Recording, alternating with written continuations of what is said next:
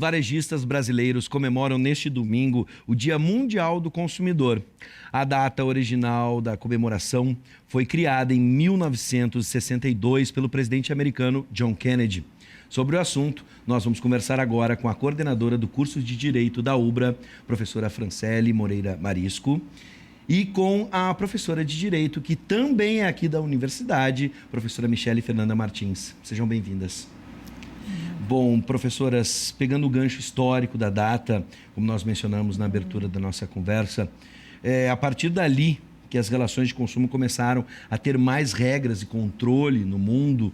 Dá para a gente imaginar, num breve resgate histórico, aquela máxima de que o cliente sempre tem razão. Isso, de certa forma, existia e só a partir daquele momento começou a existir legalmente?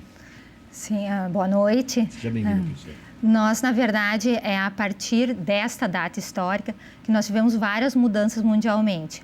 Mas, principalmente no Brasil, uma mudança muito importante foi em 85, Sim, com a ação de civil pública, e que a gente teve o primeiro Conselho de Defesa do Consumidor. Então, na verdade, a nossa legislação é muito intervencionista, que protege bastante o consumidor em relação às práticas abusivas pelos fornecedores. Sim. E, professora, aquela transformação lá na década de 80 aqui no Brasil, hoje a gente pode dizer que avançamos bastante, ela teve mudanças nesse trajeto e a gente sempre questiona aqui no Brasil, né? A lei está no papel, mas na prática ela efetivamente funciona? O direito do consumidor é um direito que tem, claro, não em sua totalidade, mas que tem bastante efetividade. O nosso Código de Defesa do Consumidor, como a professora anteriormente mencionou, é bem protetivo, bem rigoroso e ele traz bastante garantia aos consumidores, para que eles tenham seus direitos efetivados. Em grande parte, sim, é um direito que é efetivo, mas talvez ainda falte um pouco de acesso das pessoas buscarem mais seus direitos. Bom, quanto à legislação, apenas para deixar claro, as pessoas talvez às vezes possam se confundir. Aonde está o direito do consumidor? É neste Código de Defesa ou a gente tem outras, digamos assim, leis, outras cartas que defendem o consumidor, como por exemplo a Constituição, de alguma forma? Ponto fundamental foi com a Constituição Federal de 88, que a gente teve ali no ato das disposições constitucionais transitórias, mandou que se fizesse um Código de Relação do Consumidor em 120 dias.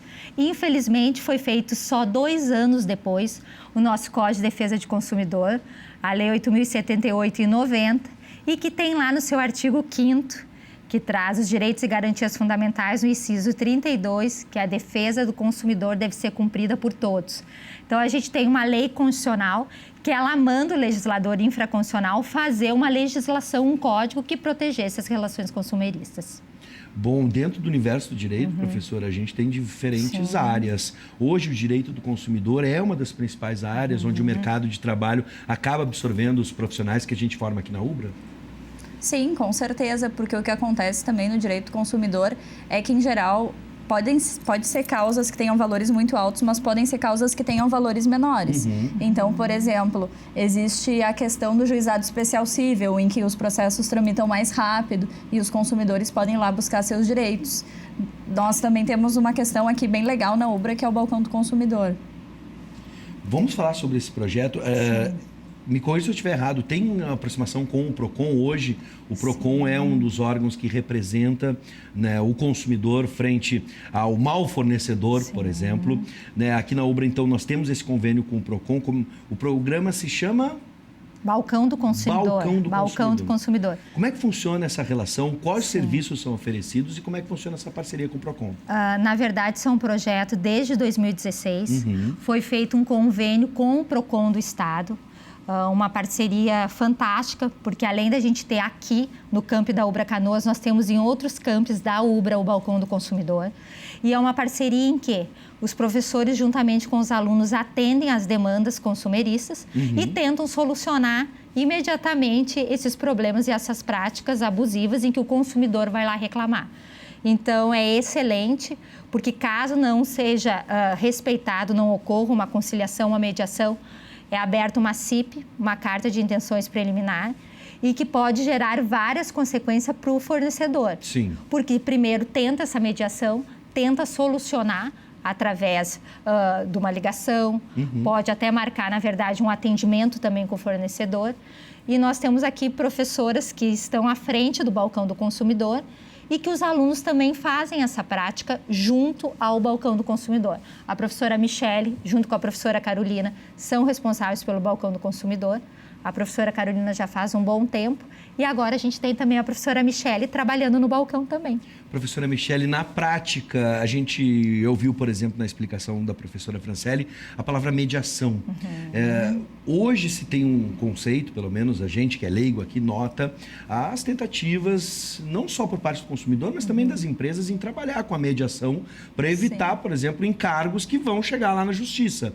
Hoje, na prática, as empresas e os consumidores estão optando pela mediação para resolver esse problema ou está todo mundo entupindo o judiciário com mais e mais processos?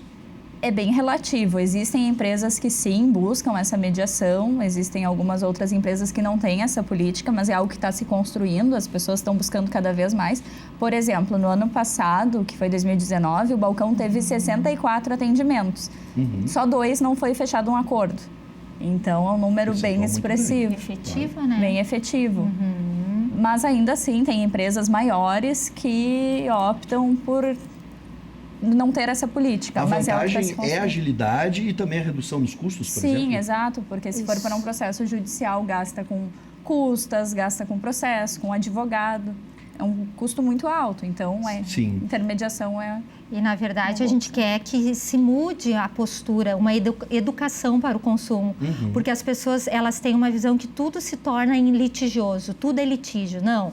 A gente quer fazer, na verdade, uma mediação, fazer um acordo para que até para aquela empresa, ela continue sendo bem vista naquele ramo em que ela atua. Sem dúvida. Aproveitando a experiência da professora Michele, hoje com uma economia tão diversificada, com o crescimento, por exemplo, dos negócios online, das vendas online, que setores vocês verificam ser os maiores alvos de reclamação do consumidor?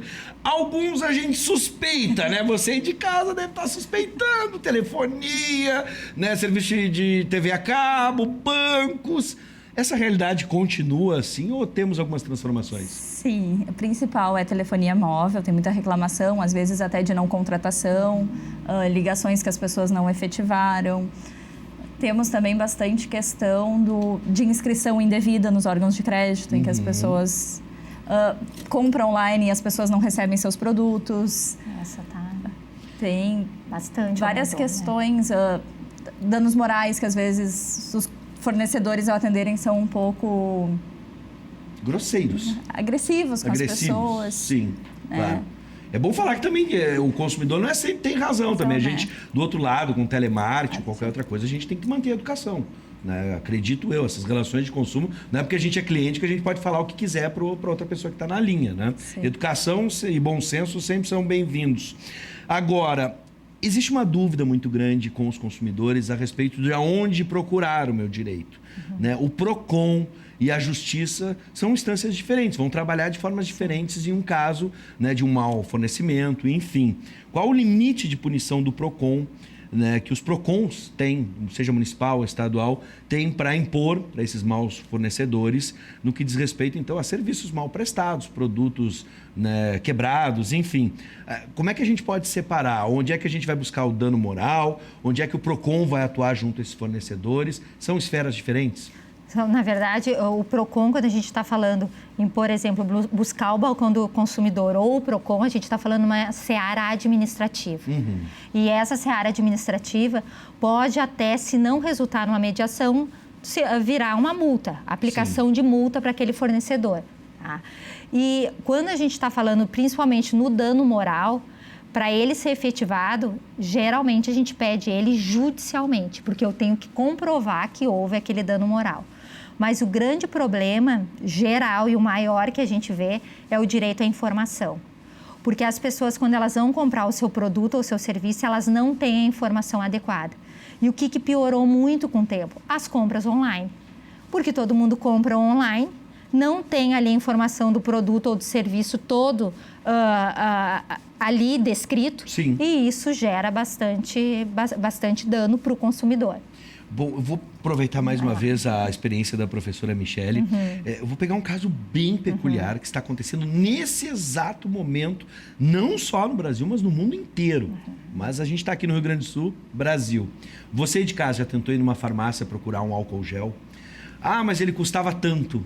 E agora ele está custando 5, 6, sei lá, 10 vezes mais. Cobrança abusiva, por exemplo, nesse caso, um preço abusivo. A gente tem como ferramenta o PROCON nesse caso, e o balcão pode nos ajudar de alguma forma? Com certeza. Tem que ser, claro, tem que ser analisado o caso, o preço, se existe essa abusividade, mas existindo, sim, isso é uma ferramenta. É parecido quando aconteceu as chuvas de granizo aqui em Canoas, na nossa cidade também, que ficou destelhado e aumentaram muito o preço das lonas e calhas. E sim, é possível, sim, o PROCON pode ajudar nisso, o balcão do consumidor também, né, que fica aberto para atendimento aqui nas terças-feiras pela manhã e nas quartas e sextas pela tarde. Bom, como eu disse, o bom senso e um pouco de humanidade seria muito bem-vinda nesse caso. Afinal de contas, a gente está falando de uma epidemia, né? E as pessoas, as farmácias deveriam, né, os fornecedores, segurar um pouco a sua ganância, porque a gente está tratando, às vezes, de pessoas que podem ser próximas, da nossa família.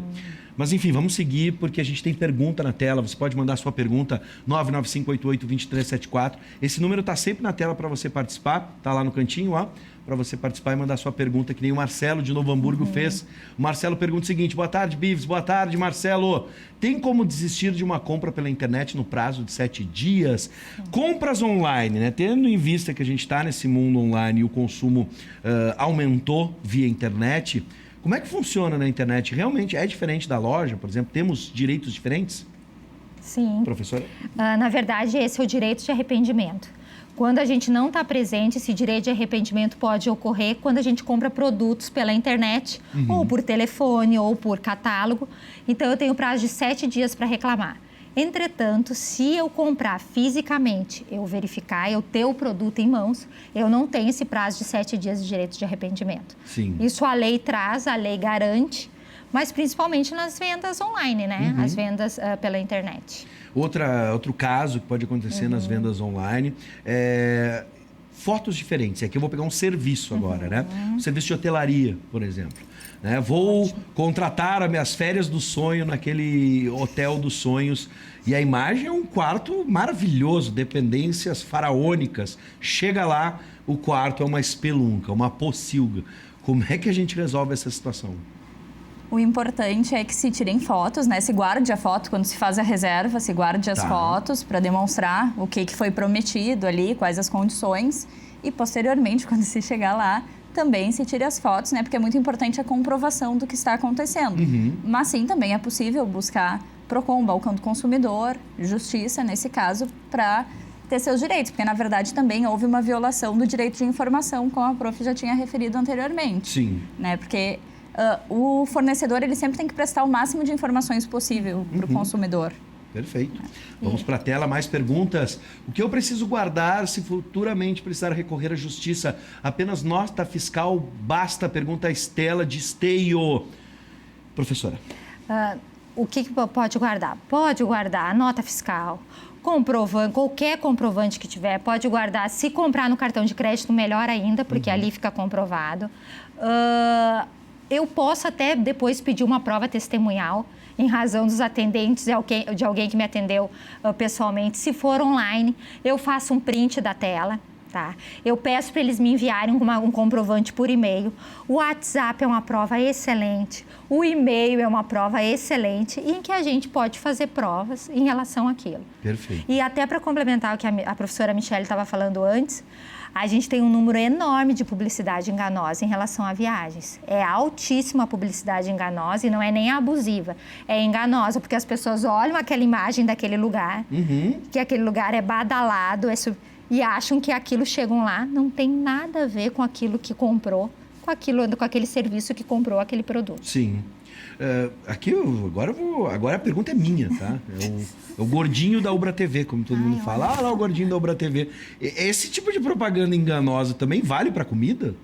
Porque a gente olha alguns anúncios, você já olhou aí em umas lanchonetes, um hambúrguer enorme, gigantesco, cheio de salada dentro, depois vem desse tamanho e murchinho. Ai, o pior é para as crianças. As crianças sonham com aquele brinquedo, sonham com aquele... Quando presencialmente que elas pegam, seja um hambúrguer, uma pizza, o que for, para a gente não estar fazendo publicidade também. Sim. Isso é uma publicidade enganosa. E às vezes ela pode se tornar abusiva também.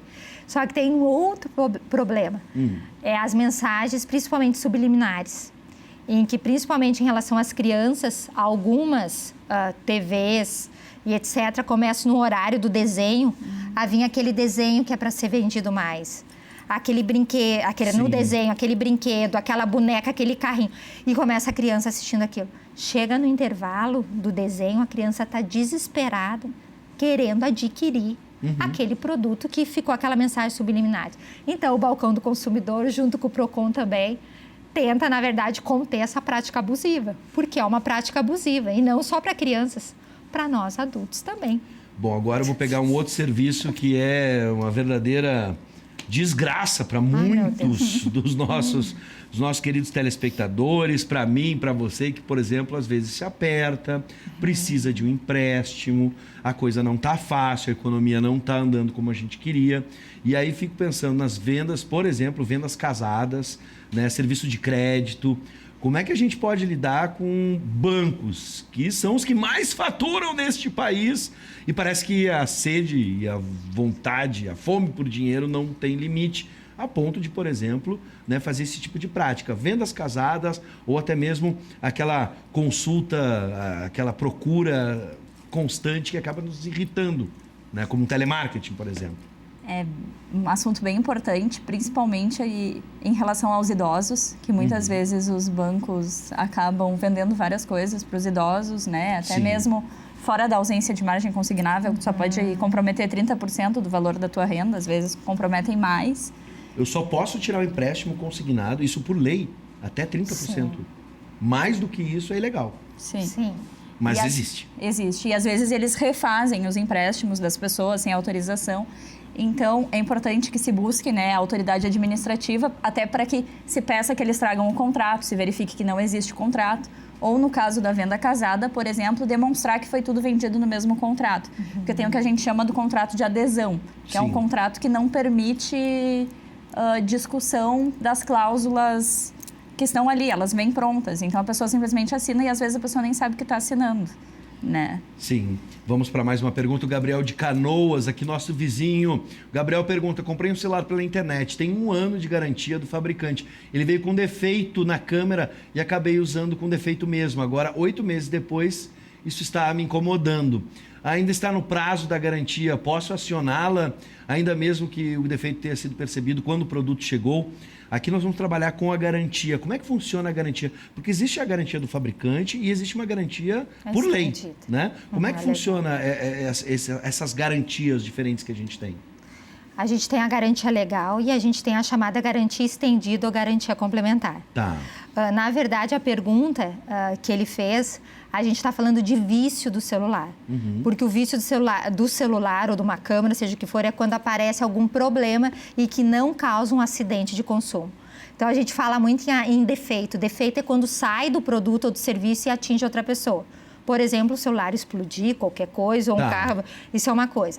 A garantia, tem que ver qual o prazo de garantia que foi dado para ele, e ele tem um prazo que o CDC dá para haver uma reparação pelo fornecedor.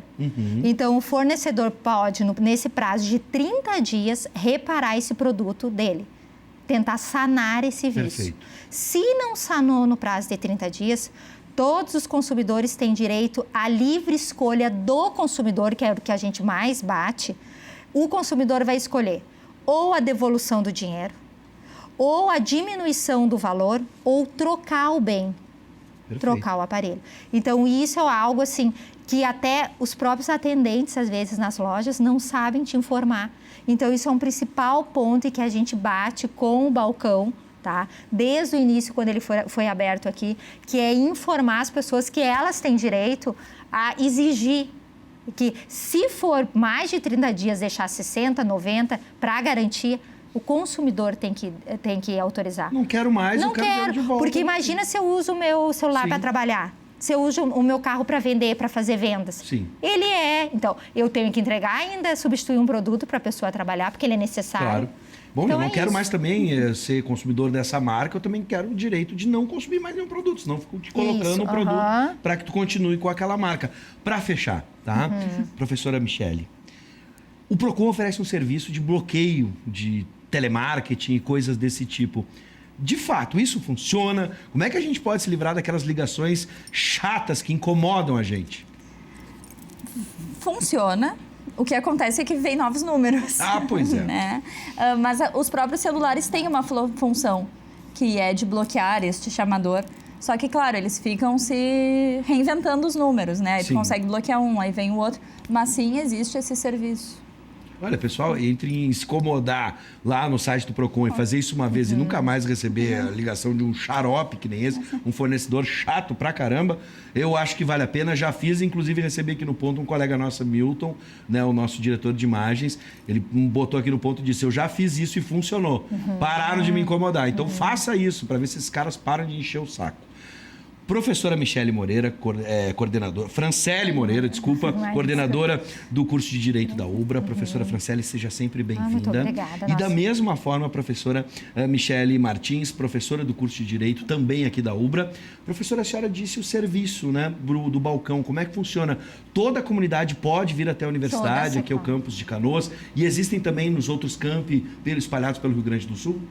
Toda a comunidade pode vir, é atendido, né? Aqui em Canoas funciona nestes horários que eu falei, que é na terça pela manhã das 9 ao meio-dia e quarta e sexta à tarde das 14 horas às 17 horas. Toda e qualquer pessoa pode vir e vai ser atendida. Sim. E a professora salientou que nos outros campos também é oferecido esse serviço. Nós temos em outros campos e outras unidades. Nós temos tantos em Torres, em Guaíba, em São Jerônimo. Só que é legal que o projeto começou aqui, no campo de Canoas, bem legal, em 2016. E o que a gente mais quer é que as pessoas procurem o Balcão do Consumidor. O trabalho que a gente mais faz é querer que todo mundo procure para a gente poder fazer essa mediação e solucionar. Nós temos uma procura grande também, às vezes, de funcionários, as pessoas que estão... Mas que venham todo mundo da comunidade. Sem dúvida. De Canoas. Professoras, parabéns pelo trabalho. E eu costumo dizer assim, que o direito do consumidor não é só um direito. Não. É um dever você de reclamar de um mau fornecedor para você tirar esse mau fornecedor do mercado. Só assim, todo mundo junto, a gente pode exercer esse direito e esse dever que todo cidadão tem. Sejam sempre bem-vindas. Obrigada. Até um próximo encontro. Obrigada.